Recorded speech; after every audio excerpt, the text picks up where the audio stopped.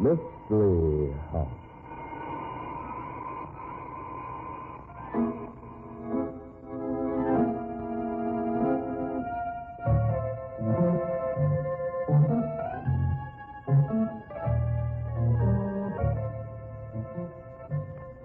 Mystery House, that strange publishing firm owned by Dan and Barbara Glenn, where each new novel is acted out by the Mystery House staff before it is accepted for publication. Mystery House.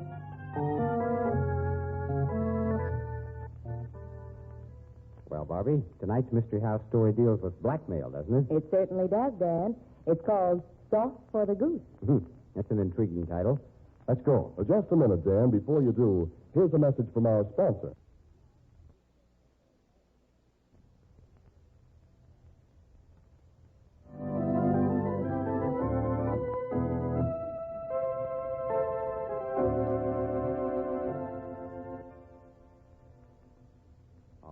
We all ready? Set the scene, Tom. Sauce for the Goose. Our story opens with Joe Wood, a private detective, driving to a party with his girlfriend, Mary Barnes. Well, here we are. And, Joe, if the Jenkins want us to play bridge after dinner, please don't refuse. Bridge? Hey, you're doing well enough getting me to come to the Jenkins for dinner. You didn't say anything about bridge with those stuffed shirts. I'm going to make a human being out of you yet. Okay. Mind not the reason why.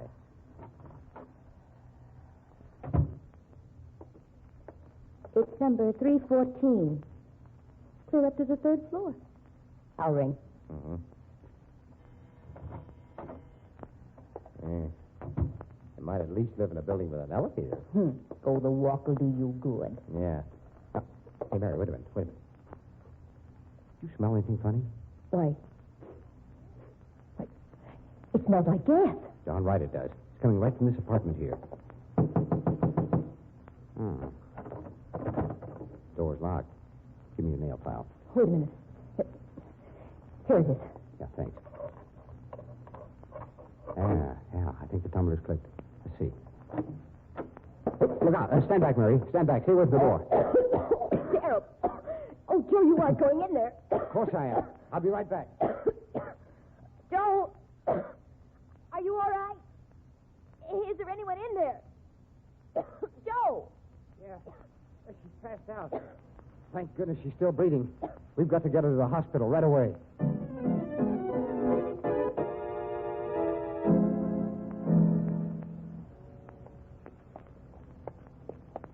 All right, come on, Mary.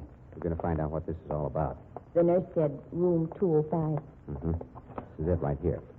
After you, my dear. Thank you.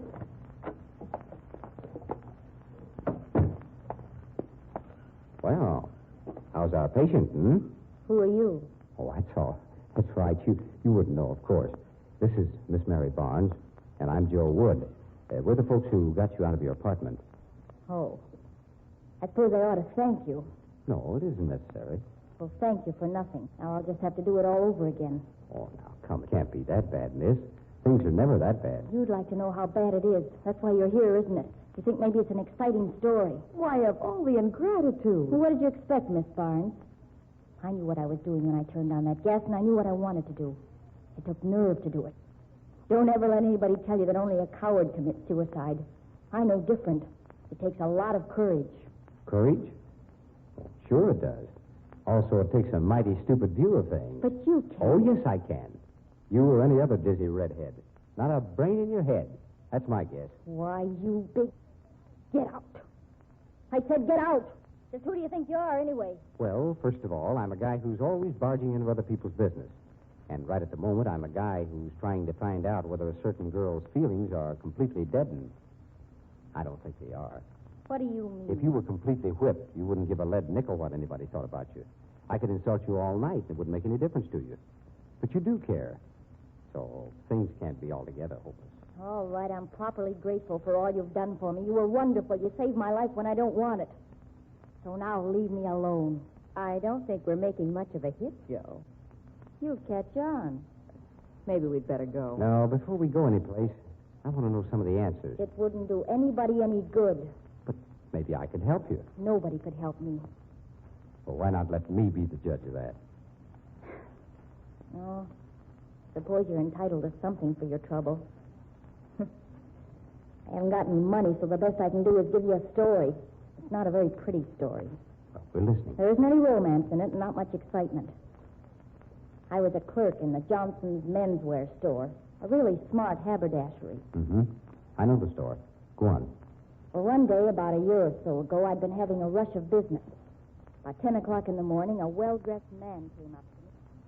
I'd like to look at a shirt, please. Yes, sir. We're having a sale today on these plain white ones, either plain or French cuffs, $2.65. They're $3.50 values, just as advertised. One of these should be all right. 15.5 collar, 33 sleeve length. Yes, sir. Here's a $5 bill. Thank you. Your change and package will be back in just a minute, sir. All right. Oh, say, I'd like a good linen handkerchief for my coat pocket. Let me see. This is a nice one right here. Rolled edges, hand-stitched. Excellent linen. How much? $1 each. 6 for $5. I guess one will be enough. Oh, here's your package. And here's your change. That was $2.70 with the tax. Let me see. $2.75, 3, 4, and 1 is $5. But I want the handkerchief now. $1, you said? $1, too, with tax. I guess I have a couple of pennies. Let me see. Yeah, there they are. Well, I'll have the handkerchief wrapped up for you. No, that's all right. I'll just stick it into my pocket. There. Look all right? Mm-hmm, very nice. Oh, I'd better make out a sales ticket on it. I'm in a hurry, miss. Could you help me, please? Here, just a moment. Thank you, sir. Now, ma'am, what would you like? I want to look at those neckties in the case. Those right there. I always pick out my husband's necktie. I didn't know it at the time, but the man was from the Personnel Investigation Bureau, a firm that investigated salespeople to see whether they were honest. I was busy all the rest of the morning, late getting away for lunch. I hurried back, and there was a message for me that my boss wanted me to go to see a Mr. Carson in the Leighton Square building. I went up to his office and he said... Sit down. Thank you. I suppose you're wondering why you're here. Why, yes, I am. You didn't think anybody'd ever catch up with you, did you? But what do you mean? Don't remember me, do you? Why, no. Oh, wait a minute. You bought a shirt from me this morning. And a handkerchief. Remember? I bought a handkerchief, too. Well, wasn't everything all right? Everything was not all right. Miss Moran, your boss hired me to find out whether or not his employees were honest. How long have you been robbing him? Why, you. But the idea, you can't talk to me that way. Come off the high horse. You're a thief and you're caught. I'm not a thief. I never took anything that didn't belong to me in my life. Sure. That's what they all say. If you're so honest, why didn't you turn in that $1 sale you made to me this morning? Well, I was so busy, I never got a sales ticket made out on it. But the money's in the back of my cash book. I'll turn it in as soon as I get back. Oh, no, you won't. Because you're not going back. But the money's there. I haven't cheated anyone out of anything. I was busy. I just didn't get a chance to make it You had out. all the chance you're going to get. The money's not in your cash book now, and you don't get a chance to put it back. That'd be getting off pretty easy. Look here, I'm not a thief. I work hard for every cent I earn at Johnson's. Sister, you're on the road to jail right now. But you've got to believe me. I believe what I see. And what's more, I know how much you've stolen altogether. Altogether? You think there's more? I know it. But you're insane. I never touched a penny of that store's money. Altogether, it comes to $1,000. $1,000? Why, that's ridiculous. I wouldn't know what to do with that much money. Didn't know it added up to that much, did you? $1 one day, $2 the next. You worked in that store over 2 years. I wouldn't be surprised if you've taken more than that. But I'm willing to give you the benefit of the doubt. This simply can't be true. Things like this, you read about them, but they just don't happen. Yeah? Well, it's happening to you right now. And I've got good evidence. Plenty good to stand up in any court. Court? Oh, but you wouldn't. I wouldn't? That's my business. I'd send you to jail in a minute. Jail is where you belong. But you're wrong. That's what they all say. And I'm going to give you another chance. What do you mean by that? How much money have you been able to save out of what you've been knocking down? I tell you, I haven't Give taken... it. How much money have you got? Well, nearly $300. I'm going to give you a chance. You make up that $1,000, and I can keep Johnson from prosecuting. But I tell you, I Now, didn't... listen, sister, I don't care what you tell me. Now get this through your head. You've been caught with the goods. We go to court and we can send you behind the bars. There'll be plenty of publicity, too. You'll be marked for life. But it's not true. That dollar is in my cash book. I know it is. And I know it isn't. I checked this noon while you were out to lunch. You probably bought your lunch with it. Are you going to make up what you stole from your boss, or are you going to jail? But I tell you, I didn't take anything. You've got to believe me. No, I don't. I'm not in this business for my health. I get half of everything I can turn back to your boss. That's why I'm not particularly interested in sending you to jail. In jail, you don't do him any good, and you don't do me any good either. What do you want me to do? I want you to sign a full confession.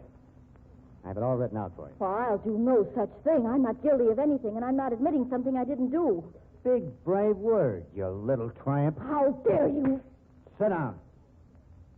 And quit the acting. I've been through it before with better actresses than you. Now, sign this paper. No. Sign it, and you get a chance to pay me back the money, the $1,000. Refuse to sign it, and you go to jail. Sign it, and Johnson and I are the only ones who will ever know that you're a thief. Don't sign it, and everybody in the world finds out about you. Well, I'll see a lawyer. That's a laugh. Lawyers want clients who aren't guilty. But I'm not. Now, listen. I know how to get my evidence, and I've got it on you. Now, come on. Sign up. And if I sign this, there'll be no story? That's right. That's the end of it. You'll not even be questioned. It'd be worth it to avoid suspicion. Why, sure. After you sign, mum's the word. When do I pay? You pay $300 now. The rest as time goes on. Why, that's blackmail. Now, look, I'm giving you a chance. Do you want it or don't? But I didn't take It's it. an open and shut conviction, otherwise. Now, sign. I suppose there's nothing else to do. Now you're being sensible. Here's my pen.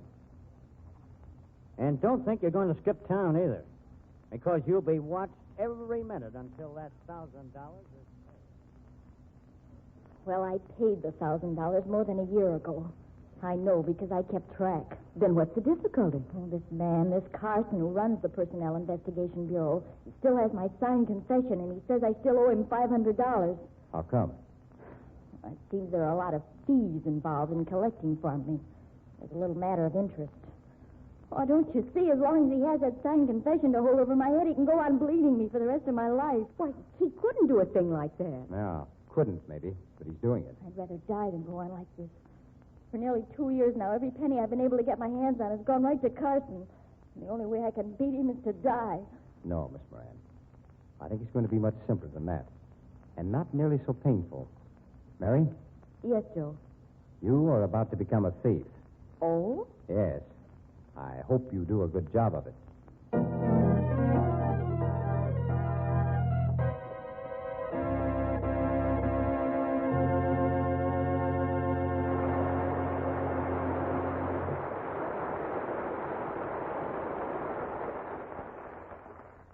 What plan has Joe Wood decided upon to beat Carson? We'll find out in the second act of our story, but right now, here's a message from our sponsor.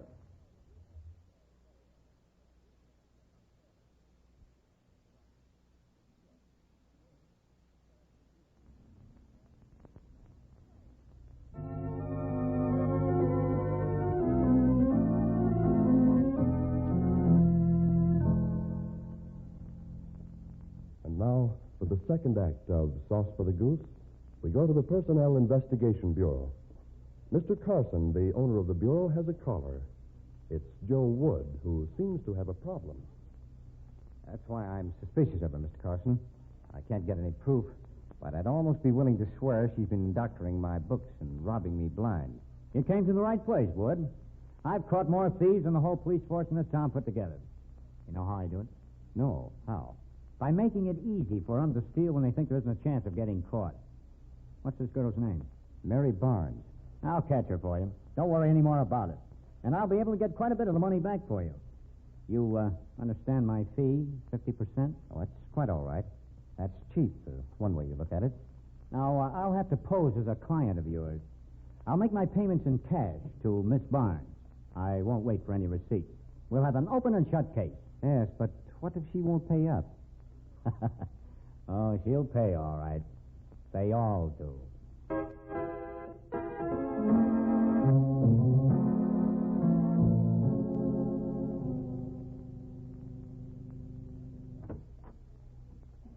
You sent for me, Mr. Carson. Yes, Miss Barnes. Something about your case? Sit down, Miss Barnes. Thank you. Miss Barnes, how much money have you stolen from Mr. Wood altogether? What? I don't know what you're talking about. Oh, yes, you do. And it isn't going to be tough to find out because you're really guilty. What do you mean, really guilty? Now, look here, Miss Barnes. You've been framed and caught. I gave you a $50 payment to Mr. Wood yesterday, and you didn't enter it in the book. Well, you said you didn't want any receipt. Right. I wanted to see what you'd do. You couldn't prove you'd paid it. Oh, yes, I could. It was Wood's money. The bills were marked. Well, you dirty, scheming crook. Now, Blondie, that kind of talk won't get you anywhere. How much have you taken from them altogether? Nothing. I haven't taken anything. How much, Blondie? There's a jail cell waiting for you if you make it too low. What? $7,000. What? $7,000. And he'd never have caught me if it hadn't been for you. Sister, I'm going to send you to jail for a long, long time. Ha! Don't make me laugh. You won't do any laughing, Blondie. Not when you're behind bars. You haven't a chance. You seem kind of sure of yourself. I am. Why? With what I know about Wood's clients, he'd never dare get me into court. I'd talk and talk plenty. Wood isn't the guy who'd take you to court, sister. I'm the one. Oh, you mean you... I mean, I'm in charge of this case. Wood doesn't have anything to say about it. He pays me half of what I recover. That's all. But you... Isn't there some way? Turn over that $7,000 to me, and I don't care what happens. There's only one place where I can get it. Where's that? From Wood. You're crazy. Oh, no, I'm not. A man he helped in a big swindle case is coming in tomorrow with $8,000. But what's the What man... do you care where I get the money? Just so you get yours. Maybe you're right. But now, if you'll just sign this confession... No. No dice. Nothing doing. Either you sign or... Be yourself, Mr. Carson. I'm not signing anything. You want the dough? You'll get the dough. Tomorrow.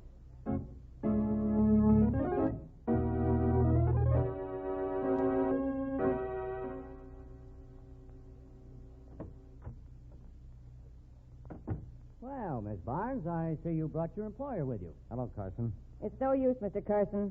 He knows everything. Oh, so he found out about you, hmm? About us, Mr. Carson. About what? About us. Get your coat, Carson. We're going down to the police station. He made me confess everything, Mr. Carson. What's this all about? I won't go anywhere with you. Take it easy, Carson. Unless you want to ride to the morgue in a dead wagon. Miss Barnes confessed. Oh, confessed. Well, that's fine. I expected to get her signed confession today anyway, but take your hand out of your pocket. We're going to the station, Carson. I said she'd confessed everything. That confession will put you in jail, or I'm badly mistaken. You must be out of your head. I'm sorry, Carson. I had to tell him. He forced me to. I don't know what you're getting at. He got it all out of me. All about how you made a deal with me to go on stealing his money and split with you. What? Oh, you dirty little liar. You can't She call didn't me... leave out a thing, Carson. She told me how you made a deal with her to go to work until she could steal enough from me to make this case worth your while. Oh, she's lying. Sit down, Carson. No funny business. You're in a spot, Bud. A bad spot. You can't... I said sit down. All right. Now, I'm going to give you a chance to come clean. How much have you and this girl stolen from me altogether? You're crazy. Oh, no, I'm not. I know exactly how much you've taken. I'm giving you your chance. Why, I didn't... I mean, You've already taken $1,700 of my money, haven't you? That's a barefaced lie. I've never even touched any of your money. This girl was trying to rope me in to make things easier for herself. Mr. Carson, I had to tell Mr. Woods everything. You might as well come clean. But I didn't. I tell you what... Come on. We're going over to the police station. Wait a minute. This is ridiculous. I'm not laughing. Come on. She couldn't prove I'd taken a penny of your money. Well, we'll talk that over at the station. The judge will decide whether she gave you any of my money. But you can't take me to court. Oh, no? Why, you'd ruin me. My business... You mean the publicity wouldn't be good for you? No employer would sign a contract with me. He'd think I was working with the thieves in his firm instead of trying to find them. All I want is my $1,700. But I told you I don't have your $1,700. I never heard of such a thing. I did. I heard of it. You? Yes, me, Nancy Moran. You ought to remember me pretty well. I never forget a thief. I ought to punch you in the nose for that, Carson. You took $1,700 away from this girl. $1,000. And she'd stolen from her employer. She admitted it. I have her signed confession. Well, if she's already paid back the money, what are you doing with her signed confession? Why, she hasn't paid all the expenses on the case yet. Mm-hmm.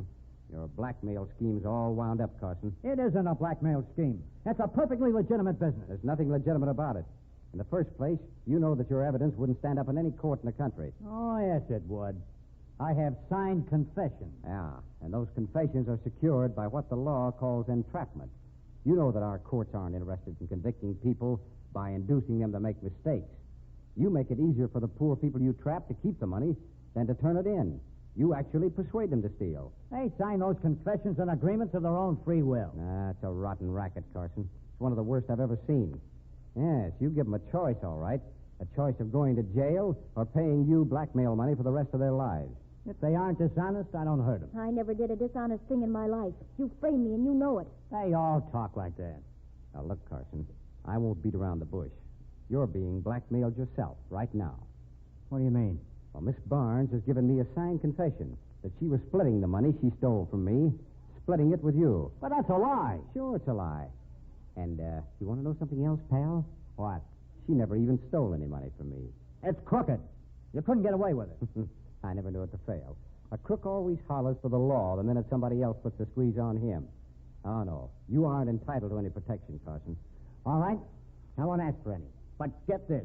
You take me into court, and the girl goes right along with me. Send me to jail, and you have to send her, too. Guess again, Carson. I bring an action against you for the recovery of my money. I don't have to bring any action against Mary unless I feel like it. And I don't feel like it. You couldn't collect 1,700 cents. No, but I could cause you an awful lot of trouble. I don't imagine you'd be too happy to have the authorities looking into your affairs. I'm within the law. Oh, no, you're not, Carson. I've got you on compounding a felony. What? Yes. When you sent Mary back to get $7,000, you thought she was going to get it by stealing it from me. And yet you told her to do it. You couldn't prove that either. I suppose you deny it? I don't have to deny it, Blondie. You're not up against a half-wit, Wood. The things I put in writing are all legal. The things I say, well, I don't have to be very fussy when I'm dealing with a lot of crooks. Meaning you work your blackmail racket on people who don't dare go to court because you're holding their signed confessions. So what? So now you're going to be hauled into court on a charge of stealing $1,700 from me. $1,700? Why don't you make it $50,000 while you're at it? Make it good. I made it $1,700 because that's the amount you bled Nancy Moran for. How touching. Look, I still have my hand in my pocket, and I'm not fooling. Now, you either pay up or we take you over to the police station. All right, Wood. You win. I'll pay the $1,700. It's worth more than that to me to keep the police from getting nosy. Just a minute. No funny business. There you are. $1,700. Count it if you like. Count it, Mary. Okay. And, you're forgetting something else, Carson. Yeah, what's that? That signed confession of Miss Moran. But I You don't think we'd leave that in your hands, do you? Now, come across, or else. All right. There it is. Thanks. The money's all here, Joe. Give it to Nancy Moran. Thanks again. And now, get out. All of you. I never want to see... Yes, we're glad to leave. Come on. Oh, pardon me. Well, Inspector Slattery, I believe. Yeah, hello, Joe. Fancy seeing you here. How are you, Miss Barnes? Just fine, Inspector. Never better. What's this all about? Joe, would you by any chance be the guy who made that anonymous phone call to me? Why, Inspector, what are you talking about? I got a call that if I'd stand out in the hall at 1015 Leighton Square building, I'd get an earful. And I sure been getting it. And then some. Enough to put this guy Carson out of circulation for 50 years. Why, you George... Get him, Slattery, get him. The fire escape. He's heading for the fire escape. He's going to get away down the fire escape. No, Miss Barnes, don't look. Well, I guess the old one still goes. Oh, what's that? It's always good to look before you leap.